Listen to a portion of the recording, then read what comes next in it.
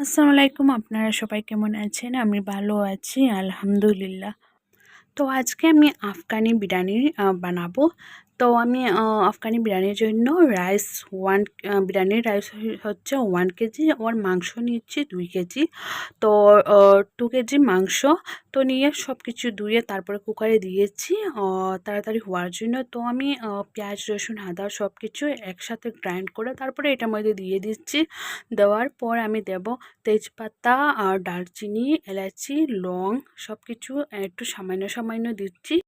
এখন দেখতে পাচ্ছেন সবকিছু আমি দিয়ে দিচ্ছি। আন্দাজ মতো দেবেন, আপনারা যতটুকু প্রয়োজন ততটুকু দেবেন।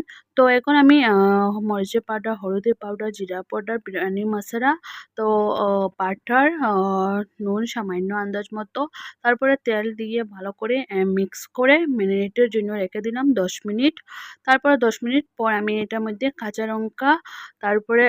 লঙ্কা দিয়ে তারপরে আন্দাজ মতো জল দিয়ে চুলায় বসিয়ে দিলাম এটা সিদ্ধ হওয়ার জন্য। তো এখন আমার রাইসটা আমি ভালো করে ধুয়ে তারপরে আমি সিদ্ধর জন্য বসে দিলাম চুলায়।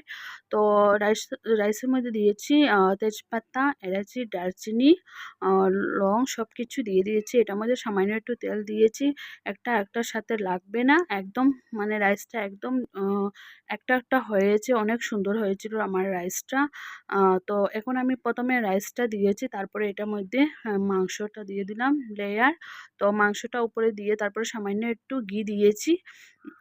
তো তারপরে আমি রাইস দিয়ে দিলাম এটার উপরে। রাইসটা দিয়ে বাটার ঘি দিয়ে দিলাম, তারপরে বাটা দিলাম, তারপরে ঘি দিলাম, তারপরে তেলে ভাজা পেঁয়াজ দিলাম, তারপরে বিরিয়ানি মশলাটা একটু সামান্য দিয়েছি। তো বিরিয়ানি মশলা দেওয়ার পর আমি একটু আমুল মিল্ক দিয়ে দিলাম এটার মধ্যে। তো আপনারা ভালো লাগলে দেবেন, তো আপনারা ইচ্ছা। তো আমার ভালো লাগে তাই আমি সবসময় বিরিয়ানির মধ্যে একটু মিল্ক দিয়ে দিই।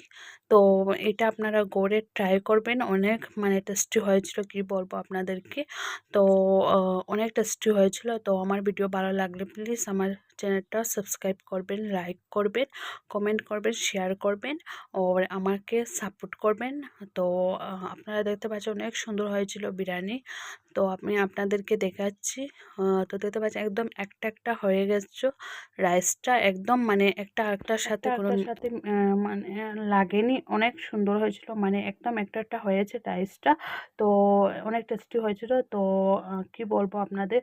তো এখন আমি স্যালাড নিয়েছিলাম, শসা, গাজর, আর আমি পুদিনা চাটনি নিয়েছিলাম এটার জন্য। তো আমার অনেক ভালো লাগেছিল। তো আপনারা করে ট্রাই করবেন।